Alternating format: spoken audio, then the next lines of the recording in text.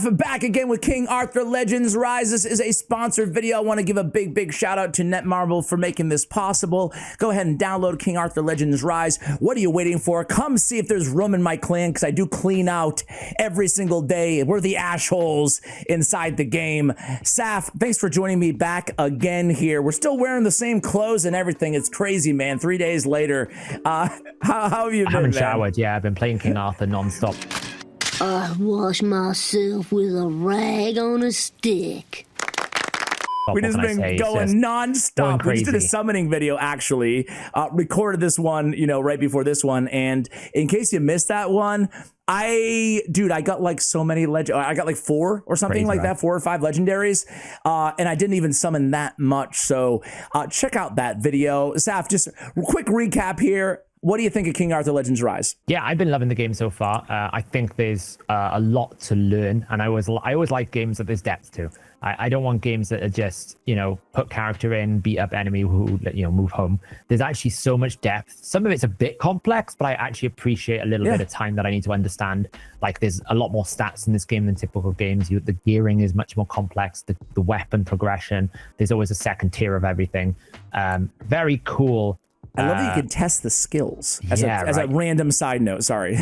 You can. Yeah. And you can actually control it. It's like a whole playground. So even if you haven't got the legendary character yet, you can, or the rare characters, because rares in this game are pretty good as well. Yeah. You can actually go into the codex and check out everything. I particularly like checking out Rosier because her animations are dark. I can't put it in any We forgot to do that in the last video too. But I really do. I love the day night. They definitely introduce a lot of dynamics that, for me at least, are new to this specific genre of game, which is really cool. But today we're here to talk about not the day night, not the summoning, but rather just the best of the best, right? Who are heroes in this game that you really want to make sure you look out for? We're going to cover, I was going to say every rarity, but probably just because, are there any good commons in this game?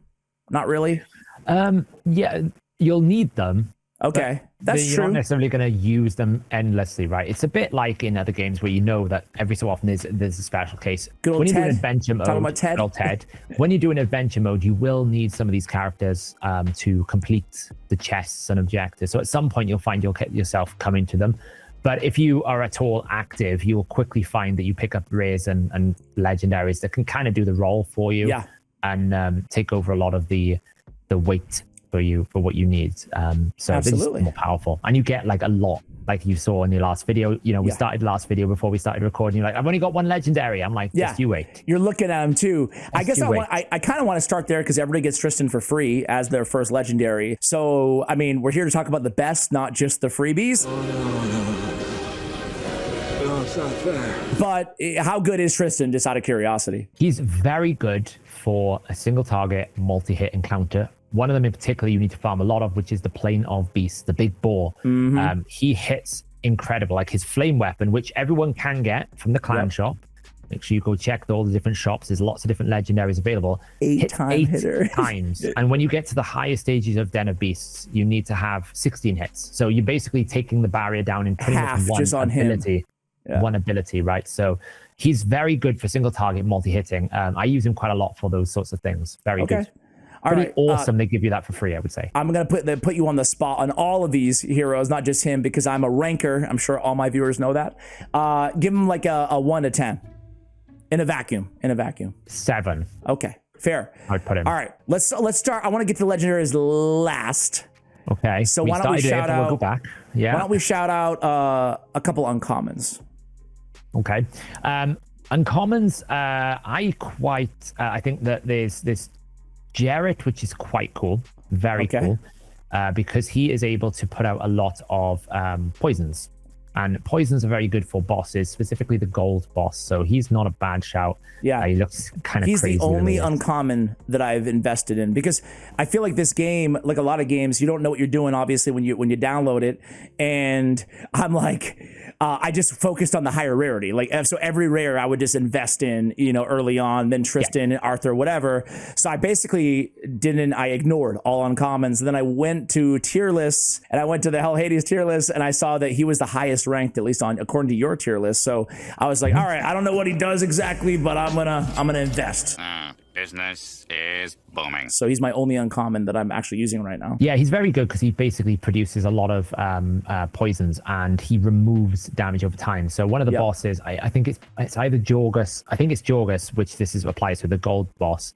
He tends to put a lot of debuffs out on you. So you're able to basically get someone who can put debuffs like damage over times on the enemy and also give yourself a cleanse at the same time. So it just means that you have a pretty good all-in-one solution. And considering he's uncommon, it's a pretty good going. And I don't think there's too much difference between his weapons either. They're kind of the same. You kind of like, you can invest in the starter one pretty comfortably. Okay, cool. Any other? You said there were 3? There were 3. Ooh, that's putting me on the spot. I thought you said there were 3. I'm sorry. The rares I've used a lot more, and that's mainly because I, for various different reasons, have increased my expenditure on this account a little, on my account at least. So I went straight to the rare plus tier. Okay, but wait. Jarrett, real quick, 1 to 10. Yes. I'd put him as a 5. 5. Okay. I don't know what he does exactly, but I'm gonna invest. All right, let's go to the rares then. Let's start with Arthur, man. Arthur, you guys have ranked as top tier. What do you think of Arthur? Yeah, he's very good, especially his 8th chivalry bonus. His 8th chivalry bonus really unlocks a new power curve in him because it gives him an extra attack. So it basically, you're increasing your damage considerably. Very strong damage dealer. You also get 2 weapons, so it gives you a bit of options.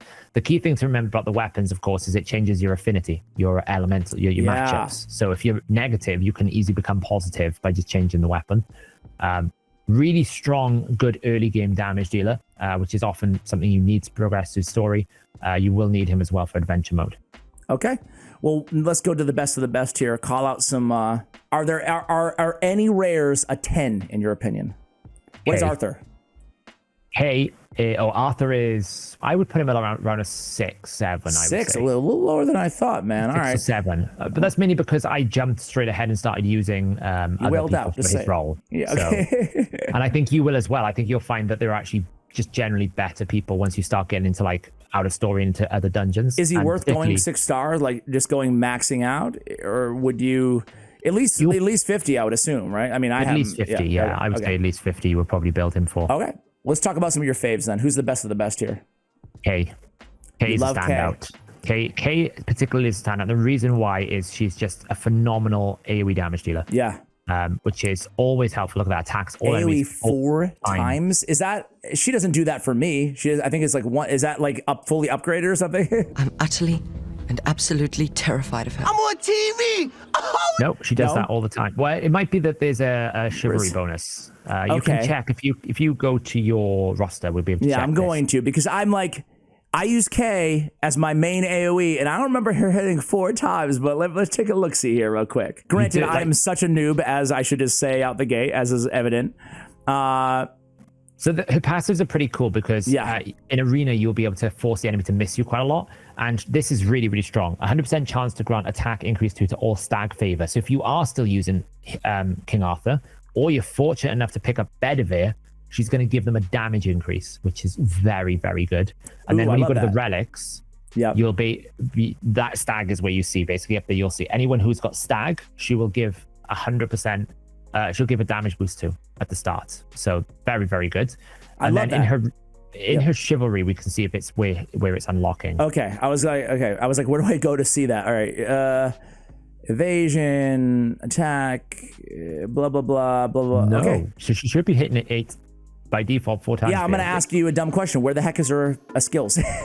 Relics. I'm like, Same thing as well. Okay, go. So you should have the flame weapon to begin with, which is this one. You haven't unlocked the others. That's 5 a 5-hitter single. Yeah, you're absolutely right. Okay. Fair enough. I'm just a dummy. Obviously, you need to have vigor. So if you haven't got the vigor set up and you don't have enough vigor, she can't use that ability. She needs 3. Yeah, I'm aware of that. Okay. No, I'm just wrong. So sounds good. Back to the okay. So you give Kay one of the best AoE rare nukers in the game. You give her what? 10. 10. Wow. Okay. 10. Great. I think if you're playing this game, you will invest in Kay pretty quickly, and I think you will always have a use for her. I actually think I want you to go first, but I have 1, 2. I have 2 10s here. I want to see if you say the same heroes, but actually close your eyes for like 2 seconds. I want to pull my cursor over them. I think this and this, guys. All right, done. All right, who you got? So I really, really like Turin. Oh, okay, that was one of the two. That was my That second was one of the two. I like Turin. Turin. And that's particularly because I have Ain as well, who's a legendary. But Turin is great as a... She's a healer. She's a support. But she sets up the start of the fight really, really well. And you get, with that Vigor 3, AoE heal, which is very powerful in like the game. She'll help carry you. You also get attack speed up, effect resistance up. The cool thing is at the start of battle, with one of her passives, I think it's the first passive that she has. The start of battle, she will change the weather to night and rain if you get her to, I think, empowerment 1. So if you basically get one dupe, which is not too bad for a rare, you can force the weather to change to night. And if you're using night and rain legends, you also get recovery up at the same time for 3 turns. And if Ain is there, you also get it. And then because she's attacking at night, she'll give you elixir every, I think, 4 turns, which gives you a 30% heal on top when you heal. Wow. And status movement. She's a very, very strong healer. Her second ability, if you didn't want to use all the vigor, gives you recovery over time, which is great. Effect resistance up. I use it with Ain. Ain pumps up my other buffs and gives me abnormal attack. And between the two of them, they basically set up my Bedivere with about 10 buffs, and he just wrecks everyone. I really, really like Turin. All right, love it. All right, who else you got? The other one then for me would be Rosier. Okay.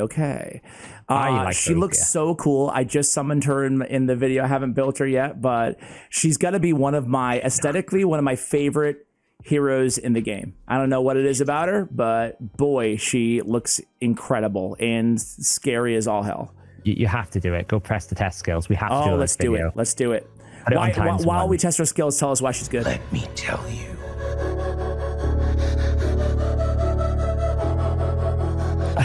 I'm sorry, just destroyed a bit. Put it on ×1 a second. The reason why she is so good is she decapitates bears and basically throws blood at everyone, apparently.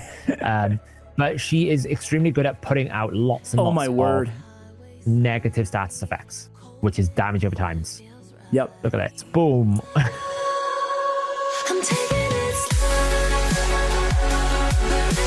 Oh my god, dude. She is... So dark. Whoever designed her is a demented, twisted individual, and I love it. Yeah, seek help. Whoever did this, yes, please speak to someone. Right out of a horror flick, man, for sure.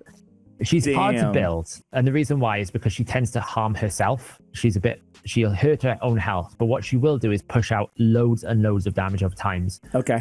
Onto your enemies. Like with her ultimate ability, I think she basically puts like the I call it ultimate. She puts 2 bleeds. She puts a bleed out. Which is really, really important for trying to deal with Jorgos for the gold dungeon and bosses in general. So she's just I like her. And she's probably more of a personal like rather than necessarily the best in class. Okay, so what do you give her then? She's very good. Score. I think I'd put about an 8. And the only reason why is you have to bring some sort of heal support, otherwise she'll just end up killing herself. Which is part of any other rares here before we move on to legendaries? There's a couple of cool ones. I think Isolde is a very good healer. Yep. I think Anguish is probably very, very good. Like that was my other guy that I mentioned. Yeah. A lot of people think Anguish is amazing. They used to be, before the update, Ban used to be a particularly good one, but they messed around with his skill set quite a lot and reduced his power. What do you think Anguish on a 1 to 10? I'd put him like a 9 or a 10 because he's basically a less problematic Rosier. I like Rosier because it's just dark and demented, but he again is a very strong boss killer because he puts out a lot of bleeds and you need that. Just straight up damage over time for the most part. There's a lot of damage. Specifically the Golden Experience dungeon he's very good for. And the reason why I mention is because you will fight them in the clan boss battle. So you need those kind of you need those legends even if you're not necessarily farming that one particular dungeon. All right. Well, I just summoned him too, so I'm really excited to build Anguish. You guys on hellhades.com have him ranked as your #1 rare or whatever, so like that's exciting. So to recap here, you gave Arthur like a 6 or so out of 10, Anguish a 9 or a 10 out of 10. Isodel, or I'm just a dummy and I can't name her, but like what do you think? 7? Yeah, I'd put her at 6 or 7. She's a pretty strong heal, and also. One thing I forgot to mention is favorite dungeons, you can only use those elements. Like you can only use stags. So she becomes like a pretty good stag support for that favorite dungeon. Okay. Turin, what do you give out a 9? I would give her a 7, but if you've got Ain, I would push her up to like an 8 or a 9. Okay. And am I forgetting anybody? I think that was basically. Oh, Rosier. What do you give her? About a 7 Okay. because she does kill herself, which is always a problem. You don't want to necessarily have that's the thing. You need to hit. But I love Nogdar, so you know. Legendary time. Who we got? Let's go. 10s only, bro. 10s only. Bedivere. 10s only. Bedivere. You don't even need to ask me twice. Bedivere is best hero in the game. Killer. Fair or no? Best damage dealer. Okay. Absolute best damage dealer in the game. He is obnoxiously powerful. He pretty much, when he's fully powerful, will just, like, do you see what I'm like? So basically, what he's got word. is, Yeah, what makes okay. Is it just sheer multipliers, or is there something else to him? so his middle skill gives a pierce increase up, so breaks defense. His other skill just ignores defense, and he has a passive where once he does this ability, he will also attack 2 random allies when you get to I think it's 8th or 9th, or it might even be before. What do you have him at? I have him at 5 at the moment, 5 chivalry. Okay. I'm working my way. But he basically will hit 2 other enemies at the same time, like that. Yeah. And it's just so much damage. And if an ally gets attacked and you have him at chivalry 8, he will attack all enemies. He's an absolute beast. If you get him, you invest him into him as your damage dealer, and he will carry you to infinity. He's so strong. What a monster. Okay, so he's the best damage dealer in the game. 10 out of 10, straight up. 100%. Makes sense. Who else we got? Who other 10s are there? So I think Jillian is a very, very strong healer, but she needs the weapon. It's quite. Okay. This is where the weapon frustration can come into it, and I've realized this. I was using Jillian, and everyone's, Jillian's amazing. She's a great healer, and I wasn't vibing with it. And I was like, I'm not feeling it. My Turin is healing more, and it is because of the weapon. So when you change the relic, certain skills might modify. You can see the difference, right? So if you have that one, you get in all those buffs. Now you start with the fire weapon. The fire weapon only single target heals. But if you get the ice weapon, the second ability becomes a chance to AoE heal. And that's why she becomes so much stronger. Interesting. Okay. Well, that's kind of a bummer, not gonna lie. If you get the frost it's weapon, awesome if you have it, right? You can totally see why the weapons add a whole dimension to the game, right? Because they change dramatically what heroes can do. Okay, so if you have the frost weapon, you give her a 10. Is that fair to say? I would give her a 10 for healing, because because everything else she has with her is really, really good. Okay. Anybody else here gets a perfect 10 out of 10?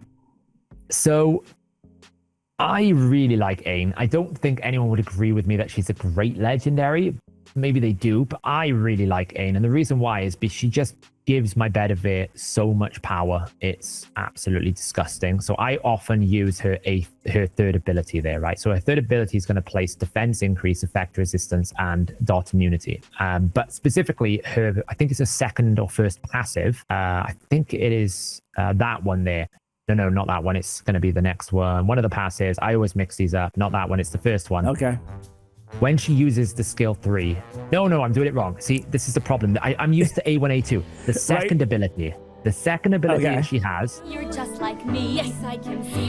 I basically can remove any debuff, any damage at a time. I give them an attack increase at 70% of the time. Each ally too. Everybody. Okay. Yeah. And the passive 2 gives a critical strike damage increase and a counterattack chance. So it's AoE counterattack and interesting. AoE. Yeah. So I basically get Bedivere to have pierce increase attack, increase critical damage, and a counterattack, and it just he hits so hard with Ain. Got you. I don't know whether or not that's necessarily like crazy, but I really like it. I value that a lot. So I would put, like, for me, I've been using it everywhere. I put her like a 9 or 10 out of 10 for sure. Okay, so you give a 9 or 10 out of 10. I like that though. I mean, we can't all go chalk. Gotta go a little bit outside the box, and I like hearing what other people appreciate in a hero. You know, what about Guinevere? Do you think she's up there or no? So I don't necessarily use Guinevere a lot. How about Morgan then? How about I'm trying. No, Guinevere is actually S tier because you have to farm a particular boss that she makes it super, super easy. Okay. And it is because of her passive ability, which gives you this immunity effect at the start of battle. And it means that when you have to farm, I think it's the Master of the Apocalypse, and it's the first one there where you get that romantic reversal when you fully upgrade it to 50 yeah, turns. we were talking about that. Yeah. I mean, if she never gets hit in battle, you basically have 50 turns of no debuffs, which is crazy. But if she gets hit, it reduces. The Master of the Apocalypse and the final boss of the storyline is the same boss. And she basically makes that encounter so much less infuriating. It's absolutely obnoxious. She stops the boss core mechanic in its wake. It's really, really powerful. All right. Well, she's niche. She's S tier, but niche in that area. Any other like 10s here? What about good Lancelot? I feel like Lancelot should be good. don't have him. I've never used him. But I know Morgana and Merlin are very, very good. Morgan and Merlin are very good for their skill sets. I have to say, I haven't used them a lot, but I know that all my clan talk about Merlin and Morgan. I've seen people use Morgan to basically permanently reduce turn meter, like the attack gauge, because of her. I think it's her first ability, second ability, sorry, has on one of the weapons. You're on the wrong weapon. I think it's the first one. This here. So she'll hit all enemies for 3 turns, and each one, when you upgrade it, can go to 70%, and she'll just keep dropping. So people build it with a lot of speed, and she just keeps dropping attack gauge. Very good for Den of Beasts where you need a multi-hitter as well. So she's pretty flexible. The weapons are one of the few where you will need multiple weapons for different areas. So very, very good. And I think Merlin is super S tier because he has a revive, and there's not many that have a revive. All right. So, I love it. Well, I love that I just got him then selfishly. I love that I got him. All right. So what do you, Merlin, what's his score? I'd put Merlin as 10. I just haven't used him a lot to know how to use him myself. And Morgan as? I would probably not quite a 10, maybe like an 8 or a 9. Okay. And that's mainly because I feel like you always like have, like, it's not so much that she's bad. I just feel like you end up finding the combo of your team which doesn't make a spot for whatever reason. Okay. All right. Well, hey, man, there's some awesome. All these freaking heroes look amazing.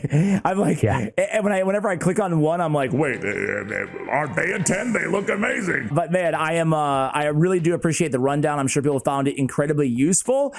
Who to get super excited about when you summon inside this game? Any final thoughts before we let you go, Seth?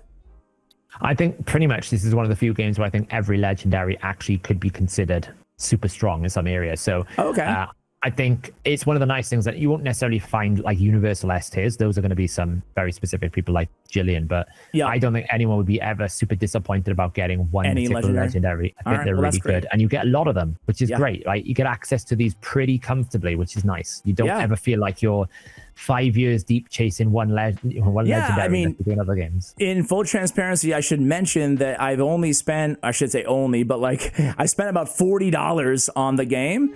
I am dead inside.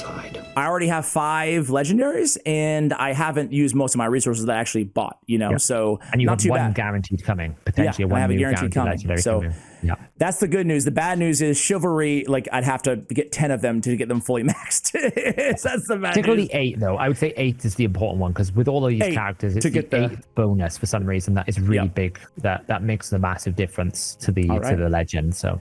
All right, well, we're going to end the video there. Thanks again to Netmarble and King Arthur Legends Rise for making this video possible. Thanks to Saf for joining me. And hey, let us know what you think of the game, guys. If you've checked it out, if you haven't, go ahead and download again the pinned comment in the description of this video. Would love to do some follow-up videos at some point. Who knows? We have that video, that channel sitting there that we did, that collab channel. So you never know. You never know in an alternate universe. Maybe. But either way, thanks for joining me, man. And thank you guys for watching all the way till the end. And as always, take care, guys.